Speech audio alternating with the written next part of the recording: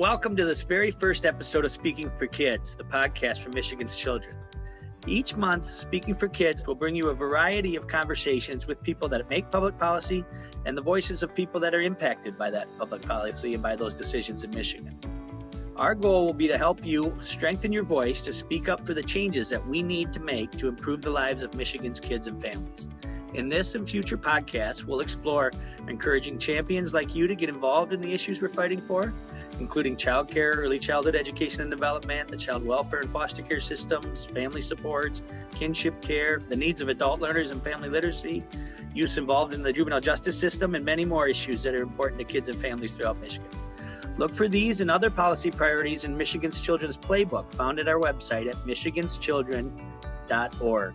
There's a lot to talk about, so let's get started.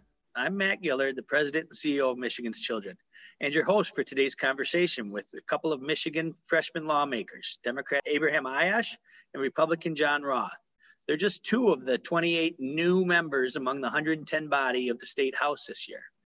First, I want to welcome our two guests for today, Representative Abraham Ayash and Representative John Roth. Representative Ayash comes to us from the 4th District in the Michigan House. He's a Democrat from Hamtramck. He serves in the legislature. He currently serves on the Families, Children, and Seniors Committee, the House Committee on Communications and Technology, and the Natural Resources and Outdoor Recreation Committee. Before being elected, he was a staffer for former Representative Rosemary Robinson, and he founded the Halama Project that pairs up immigrant children with college mentors, and served on the Hamtramck Recycling Commission. Representative Roth represents the Michigan's 104th District, which is the Traverse City area, Grand Traverse County area. He's a Republican from Traverse City. His legislative committee assignments include the Health Policy Committee, the Energy Committee, the Transportation Committee, and the Commerce and Tourism Committee. And he was also appointed by the governor to serve within the COVID Vaccine Promotion Commission. Before being elected to the legislature, he was involved in GOP politics in Grand Traverse County and served for 6 years in the county's Parks and Recreation Commission, as well as managing a marina in the area as well. Welcome, gentlemen. Good to be here. Thank you. Thank you for inviting us. Absolutely. We're glad you're here. We've invited the two of you today to talk to us a little bit about what it feels like to be a newcomer on the floor of the House and a new member of the state legislature, and particularly in these hypercharged partisan times. I did warn the guests that I do, in full disclosure, I did serve in the legislature myself way back from 2002 to 2008. So I have a bit of perspective maybe on what they're dealing with. And we're hoping to have an interesting and informative conversation about some of this stuff today. So really what we're hoping to learn is, what you're learning about what's possible to achieve in this session, and maybe how your constituents can work best to make their voices heard and be effective in advocating for what they want to see happen within our state government. So first question, we'll start with you, Representative Ayash. As a political newcomer, as a newcomer to the state legislature, what have you learned since taking office in January about how things get done in the state legislature? And what can an individual lawmaker like yourself, particularly maybe someone who's in the minority in the House as you are, what can you do to make the system work better? Yeah, well, I got a free trial coming in for a partial term back in November, December. So I was fortunate enough to sort of get that exposure ahead of my other freshman colleagues. So consider me dean of the freshman class. But one of the things that I quickly discovered is, you come into Lansing with a sense of urgency, and you want to get stuff done because of term limits. And you recognize that stakeholders and the institution does not move as fast as your constituents would like it to move. So you have to learn to, appreciate, for better or for worse, that things can be very methodical, things can be very slow. And one of the things, having been in minority, I'm not one who believes that, it's the end of the world if we don't have the gavel. Obviously, there are some issues that I would love to see pushed forward that I just don't think would be when we are in the minority, but I recognize the value of building relationships. So really being intentional about spending time with colleagues on the other side of the aisle. My colleagues sort of make fun of me all the time. They say, Abe, you're never at your seat. You're always on the Republican side. You're always moving around. And I think that's incredibly important, because when you begin to understand what makes people tick, you can then effectively move some policies forward. And then the other part of it is co-governing is so important. And what I mean by that is it's not enough just to talk to people and try to get them at the table, but really have the people most impacted by issues, in the policy making discussion, in the ideas making discussion. And that is where the magic happens, right? When you have someone who's been through the foster care system, comes up and talks about foster care legislation, right? That is where the power is, because that's someone who's not only read about it and did research on it, but who's lived through it. And that's where I think you find the most moving testimony, just where I think you can move the actual policy forward, regardless of which side of the aisle is pushing it. Yeah, I couldn't agree more. And that's a big part of what we do at Michigan's Children is really try to bring that authentic voice, especially youth voice, to these issues with young people that have experienced these systems or these issues. How about you, Representative Roth? What have you learned since January about kind of how things get done in the legislature and what you can do to try to make the system work a little better? Absolutely. And I appreciate my colleagues' comments, and I echo them in a great way. You think you come in with a couple ideas that you're going to just ram through and get it done, and that's not going to happen. It's just not going to happen the way you want it to. Now, as my esteemed colleague has said, making and meeting other legislators on both sides of the aisle may help you get some of that legislation through. I think, though, for me, the first really few months is listening, understanding, knowing how everything works, making sure I'm doing the right things and not wasting energy doing things that aren't appropriate are very important, too. But I disagree that we're in a majority or minority right now, because we have divided government. So, yes, we're in the majority in the House and Senate, but our governor is in the other party. And in order to make legislation go through, we can throw the most partisan legislation we want out there. The governor's not going to sign it. Why would we expect her to do that? So policy has to be done extremely well, and it's working with both sides. If you don't have a co-signer, if I try and push something through without legislation without a co-signer from the other side of the aisle, it's not going anywhere, and we know that.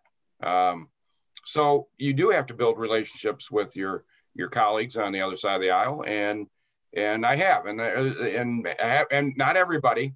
I just have to admit that Sarah Anthony from the other side of the aisle, I just met her for the first time last week, and we've been there 3 months. So it's hard to get to know everybody right away, but it's a good idea to try and really do that, make that effort. And Abraham's exactly right. You find some colleague that's gone through what you're trying to do, and it helps a great deal. If you find somebody that's been in the foster care system, like you said, or has had foster children, you're going to understand the issue much better. I don't go in thinking I'm the most expert on every issue out there, because you can't be. There's too many things that I've never even thought of that have already came across my desk and that I'm learning about that are so very vital and important. And it's finding those people that know the answers and working with whoever it is. It doesn't matter if you got an R or D by your name, it matters of experience. So it is a learning experience. I can't tell you how much I've learned in my first 3 months. It's amazing. I got to tell you, John's an expert at anything ski related. So if you want to know any slope legislation, how to fix that, he's definitely your guy. That's funny he says that, because it's really true. When some of the sports issues were coming through the high schools, they said, "Hey, you're the sports guy.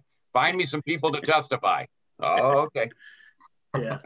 It's great to hear you say that, Representative Roth, especially because that's a lot of what we preach when we, try to train people or help people become more effective advocates, is that to realize that, legislators can't be expected to be experts on all of these issues.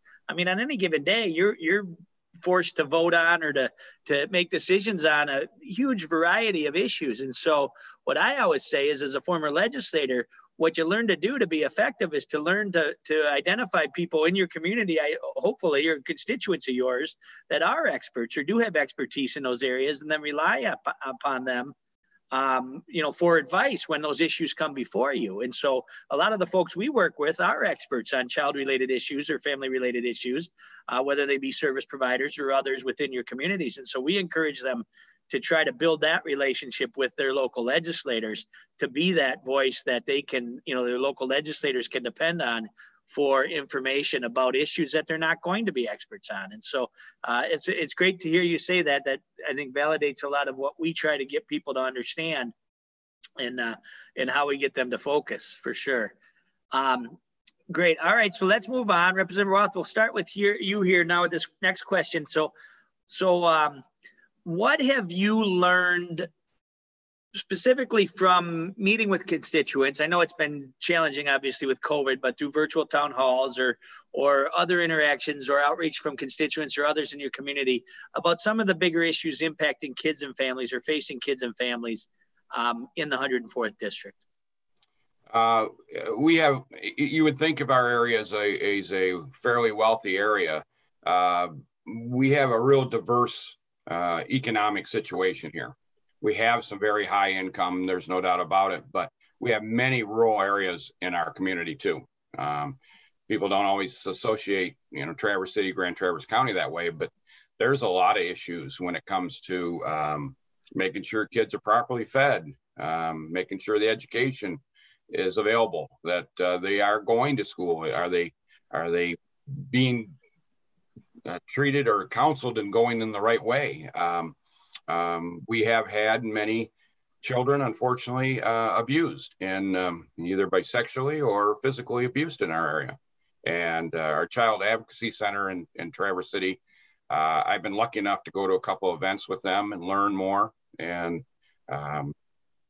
we're no different than most communities. Unfortunately, we always get highlighted as the very high-end tourist area and how great it is. Well, we still have issues that any community does. So understanding those and making sure we don't bypass them because we have, all this great reputation, still understand that we have those issues in our community. Yeah, you're absolutely right. I think there's I hope that we're breaking through it, but I think there's kind of this long-held notion in the more populated areas of the state that, child poverty especially, is primarily an urban issue. And that's just not the case in Michigan. Our rural poverty challenges are as significant as our urban poverty challenges from a kid's perspective, especially. Yeah. Representative Ayash, how about you? What have you learned about what the big issues facing kids and families are, especially in and around the 4th District? Yeah, so just to give a little context, my district includes all of Hamtramck, which is a densely populated city, 2 square miles, about 25,000 people. And then you have the North End and Boston Edison, which is the place that suffered from the 1967 riots in Detroit. And then you have Midtown and New Center, areas that have been redeveloped and have a lot of new investment. Then you have parts of the East Side that suffer from blight and poverty like none other.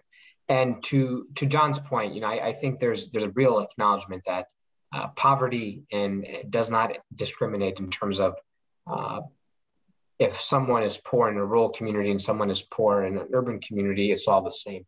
Hunger, same issue, and abuse, whether it's mental, physical, or sexual, all those things, particularly with children, does not discriminate. But policy can, right? And one of the things that this pandemic exposed is a lot of the issues that were impacting our communities absolutely were exacerbated during this pandemic. And what I mean is a couple points, right? You look at some of these low-income impoverished communities, the lack of resources they had to deal with the pandemic really took a toll. Things like social distancing and the ability for folks just to be safe and still get access to the resources that they need was a huge problem. Here in Detroit, there's still a problem of food deserts. Folks have difficulty finding fresh produce and things of that sort because it's not close, because there's lack of public transportation. And all of these systems, particularly around child welfare, when the pandemic hit, the systems were ill-equipped to actually address some of the issues. So when knocking doors during the campaign and talking to people now, it's the same issues that we've heard for many, many years. We have trouble to get access to reliable internet. That's a huge issue, particularly as folks are staying at home, working from home, going to school from home, and even doing some of their telemedicine at home. That's number one. Second issue is getting access to food. So many people are going hungry. And if it had not been for a lot of these food distributions, folks would be in a lot more trouble than we initially thought. And then access to healthcare. Folks still have difficulty understanding where the issues are. If they want to get basic treatment, they're always afraid of the bill that will come with it.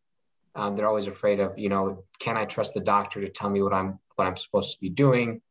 And then the final thing I would say is the financial literacy aspect has been something that is grossly there's not as much investment as we need. And I think when you think about kids growing up in poverty, how you break some of those cycles, a lot of these financial structures, even someone like me, I had difficulty understanding them, right?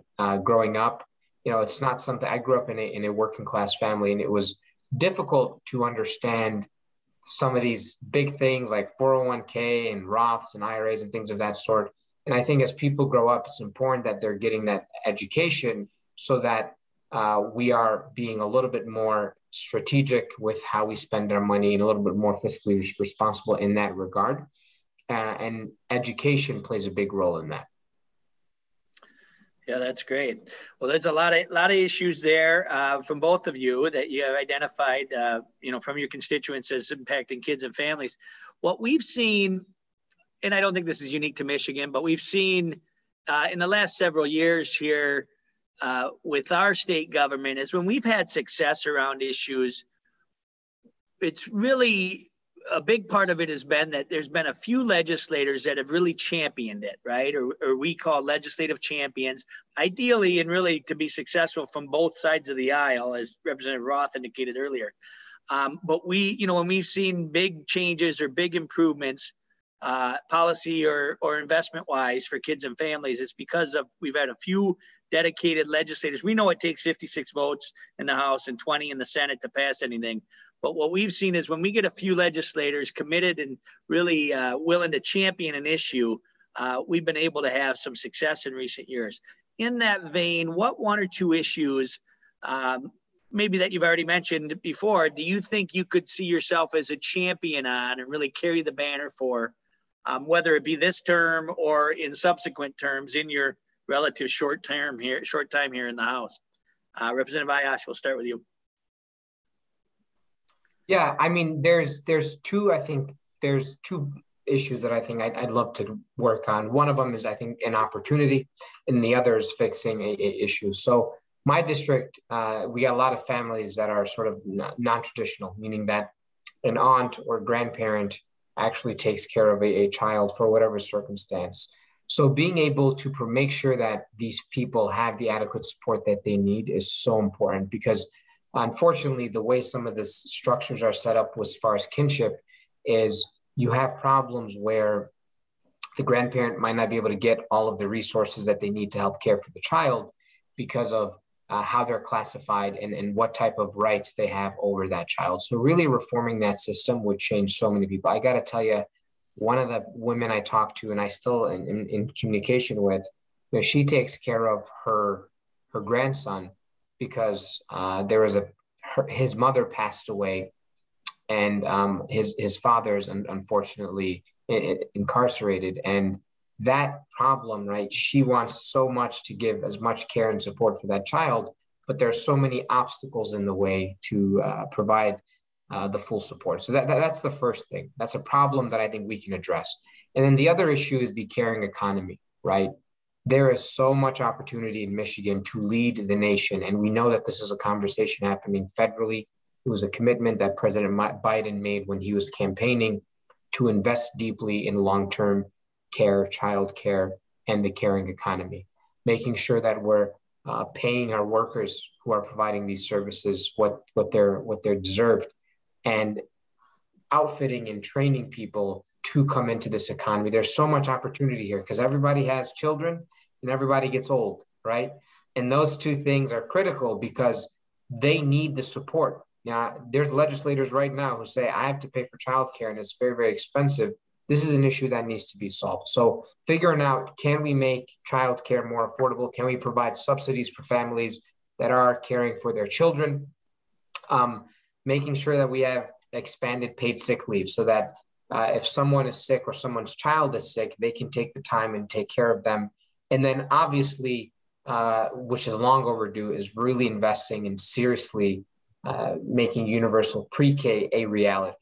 And those are the issues that I'm hoping that uplifting some of that caring economy work, and again, some of that kinship care reform as well.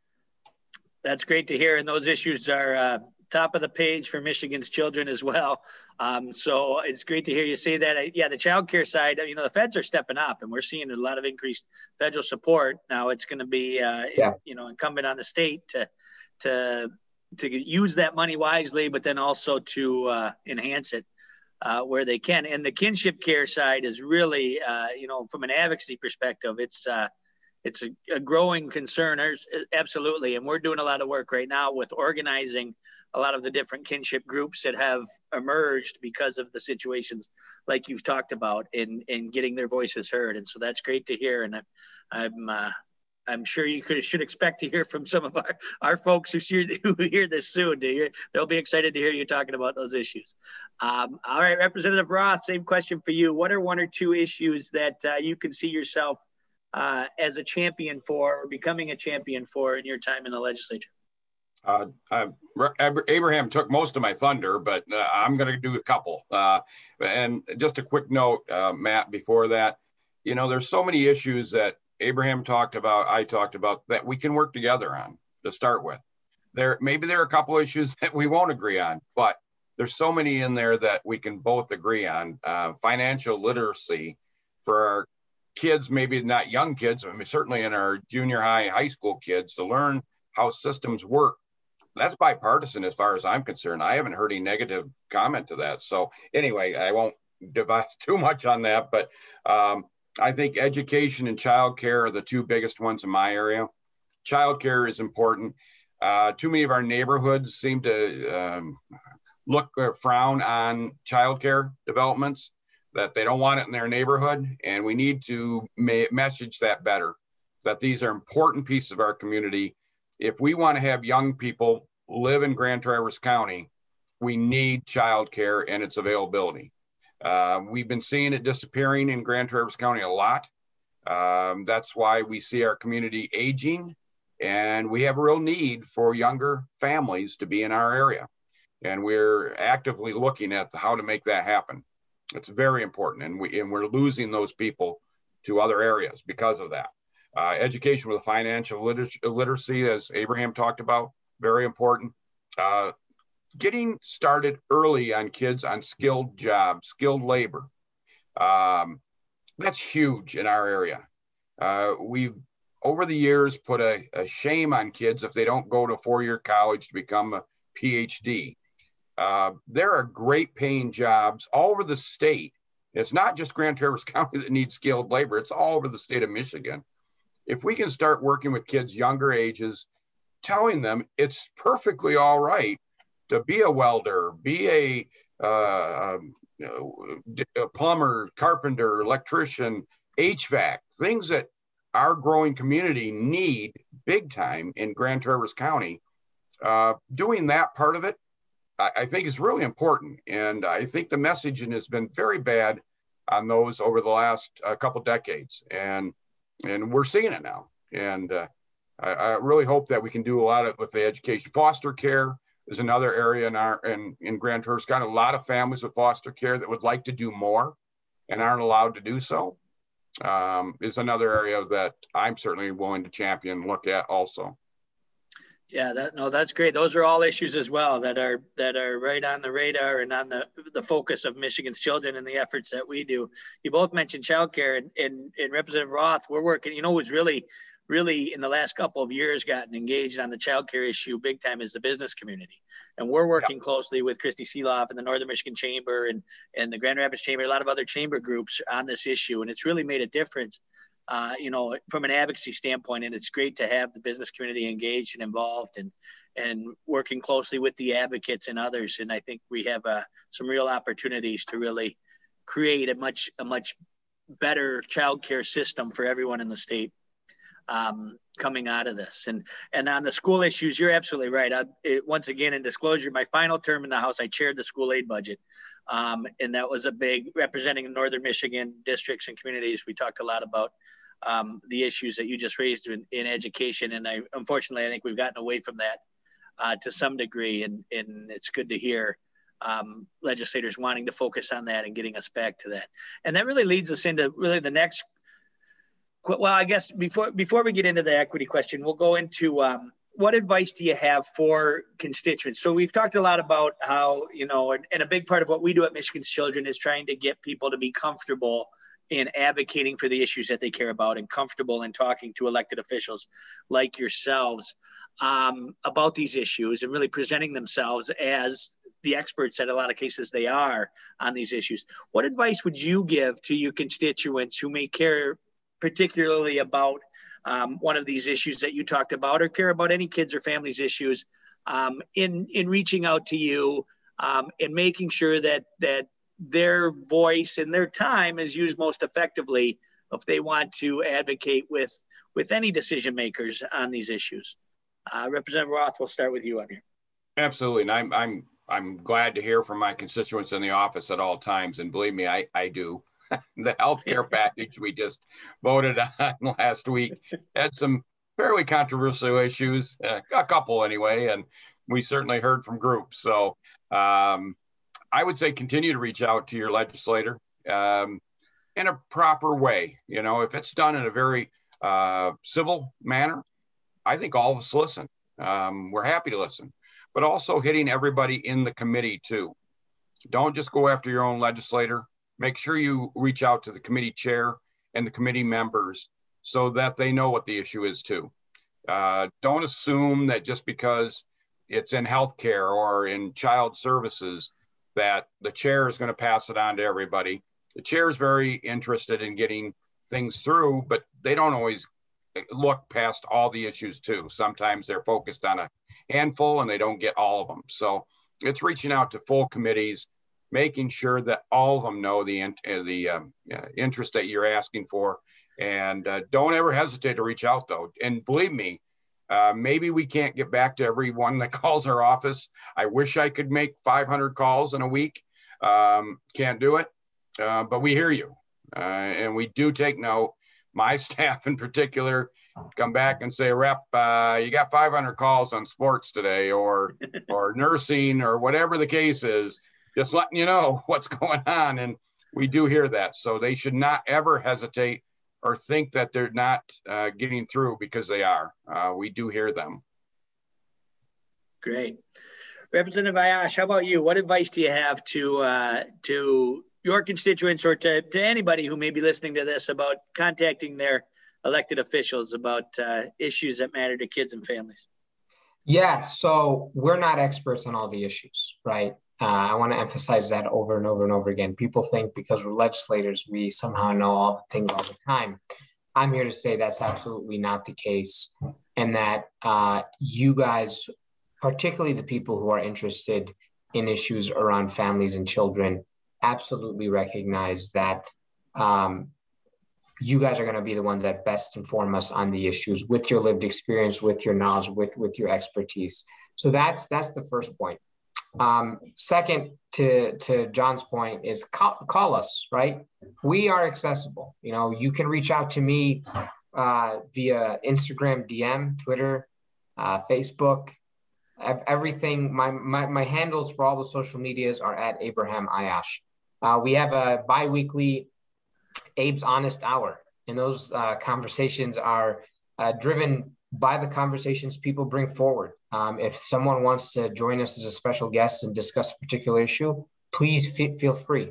If there's a particular piece of legislation or idea that you have, we can work with you to make it into a law. I'll tell you an example. I had a constituent call me and say, one of the big issues that people overlooked during the pandemic were folks who had things in storage units because they were moving or for whatever reason, they're now getting all their stuff thrown out because they can't afford to pay for the storage unit, right?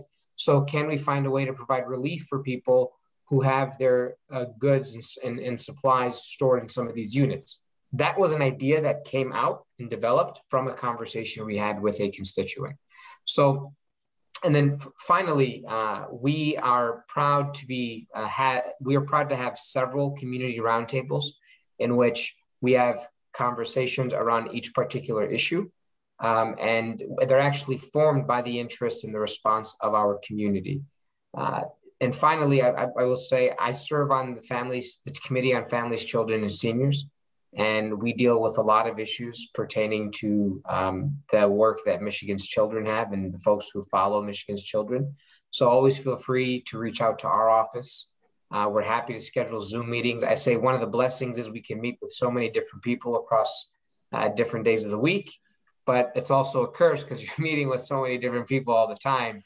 You kind of get Zoom fatigue. So, but we're here, and if there's an idea that John and I can work on, particularly around things like financial literacy and making sure that we're protecting our children from sexual abuse, count me in. And if there's anyone out there listening that has an idea on that issue, contact my office and John's office, and we will build a bipartisan package together. So. Great. Well, thank you so much. And it's so good to hear both of you talk about the importance of bipartisanship and the ability and the interest in working together and the importance of working together, because so much of what everyone sees right now, especially, is this dynamic of this big fight between the legislature, primarily the legislative Republicans and the governor, and not coming together on any of this stuff. So I think it's important and maybe therapeutic in some ways for folks to who engage in this stuff to hear you two talk about this and see some opportunity and some hope. And Matt, if I can just add, this week, John, I think we voted on 20 bills, maybe. So I would say 3 or 4 of the 20 bills were mostly along party lines. I know the broadband bill that I was spoke out against, that was one that was along party lines mostly. And there's another bill on telehealth, and I can't even tell you what the other ones were, but the vast majority of the bills that we pass usually go 106 to 3, 110 to 0. And the reason why is because, I want folks to understand, bills don't happen that we just write out a bill and we just throw it out on the table and there you go. It's usually a lot of discussion. It's a lot of back and forth, and it's not contentious for the most part, right? There are some issues that we're obviously always gonna butt heads on, but the vast majority of these things to improve lives is incredible. One quick example, and then I'll pass it back to you, Matt. Just yesterday, we passed legislation that, again, minor in concept, but big impacts. Military families that are constantly moving from base to base and work to work, unfortunately, their lives are very transient in that they're constantly having to go all over the place. And for people who have jobs that require certification, we just passed legislation to forego that certification if they're coming from another state and are already certified there. Because it's already a toll to constantly move to protect and serve our country. Why should you have to face the burden of another bureaucracy to get certified to be a plumber and things of that sort? So that was a bill that I think we all passed, I believe 100, and I think it actually was a unanimous bill, right? Yeah.